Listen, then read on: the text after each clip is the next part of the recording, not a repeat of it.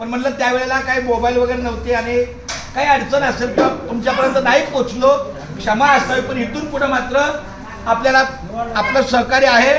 तर त्या पांडुरंग मारुती महाराज गायकवाड यांच्या स्मरणार्थ संपूर्ण त्यांचा परिवार आपल्या सेवेला आहे. तर मी माऊलीला प्रार्थना करतो की त्यांच्या पूर्ण परिवाराला उदंड आयुष्य मिळावं, त्यांच्या नोकरी धंद्यामध्ये, व्यवसायामध्ये, त्यांच्या काही कामाच्या योगदानामध्ये त्यांना चांगलं यश मिळावं आणि अशीच वारकऱ्यांची सेवा त्यांच्या हातून घडावी. दरवर्षी आपली दिंडी गायकवाड माऊली विकीला माझी विनंती आहे. विकी मला खूप गेल्या 4 महिन्यापासून मी त्याच्या संपर्कात आहे. गायकवाड परिवाराचा तो नातू आहे, माझा अतिशय गोड मुलगा आहे रामकृष्णारी. तर विकीला सांगतो दरवर्षी आता आम्ही येणार इथे वटपौर्णिमेच्या 3ऱ्या दिवशी जुना आपला टप्पा आहे.